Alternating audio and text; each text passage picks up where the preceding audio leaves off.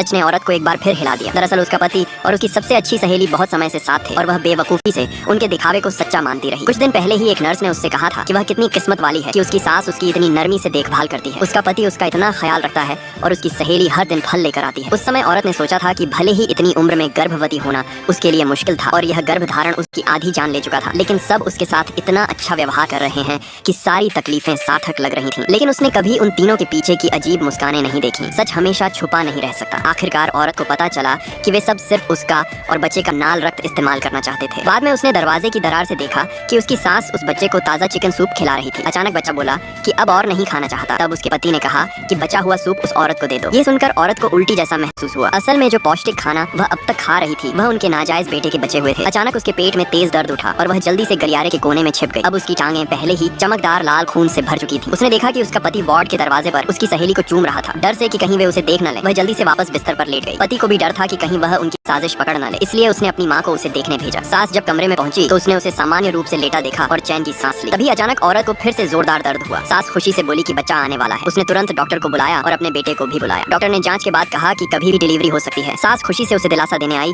लेकिन औरत ने उसे धक्का दे दिया। पति चिकन सूप लेकर आया, लेकिन उसने उसका हाथ झटक दिया। दर्द सहते हुए उसने चादर को कसकर पकड़ लिया और मन ही मन अपने अजन्मे बच्चे से बोली, अभी मत आना। जैसे बच्चे ने उसकी बात मान ली और पूरी रात मुश्किल से ही हिला। अगली सुबह उसने सुना कि उसकी सहेली पति से कह रही थी कि वह पूरी रात लेबर में रही और अभी तक बच्चा नहीं हुआ। तभी सास ने जोर से खांसकर बाहर वालों को इशारा किया। सहेली सीधा कमरे में आई और दिखावे में उसे दिलासा देने लगी, लेकिन औरत ने उसका हाथ झटक दिया। सहेली बोली कि परिवार होने के नाते वह उसके बच्चे का इंतजार कर रही है, लेकिन औरत को उसके शब्दों में दूसरा अर्थ सुनाई दिया और उसका शरीर कांप उठा। अब औरत को लगा कि उनसे छुटकारा पाने का एक ही तरीका है, डिलीवरी रूम में जाना। उसने नाटक किया कि उसे फिर से प्रसव पीड़ा शुरू हो गई है। सास ने नर्स को बुलाया और वे उसे डिलीवरी रूम में धकेल कर ले गए। जैसे ही नर्स बाहर गई, औरत ने चुपचाप दरवाजा खोला और देखा कि उसका पति, उसकी सास और उसकी सहेली गलियारे में पहरा दे रहे हैं। अब उसे समझ आया कि उसका बचने का कोई रास्ता नहीं था। उसने जल्दी जल्दी सारी चादरें फाड़कर लंबी रस्सी बना ली, एक सिरा खिड़की से बांधा और अपने डर को दबाकर ऊंची बिल्डिंग से नीचे उतर आई। यही वजह थी कि शुरू का दृश्य हुआ। औरत टैक्सी में बैठकर राहत महसूस कर रही थी कि वह आखिरकार उनके चंगुल से निकल पाई, लेकिन जैसे ही वह कार का दरवाजा बंद करने वाली थी, अचानक उसका पति उसका हाथ पकड़कर दरवाजा खोल देता है। क्या वह औरत इस धोखे और साजिश से बच पाई या फिर उसका पति उसे दोबारा कैद कर लेगा? सच जानना आसान नहीं, लेकिन तुम अपनी राय नीचे लिखो और सिर्फ एक शब्द कमेंट करो, साजिश।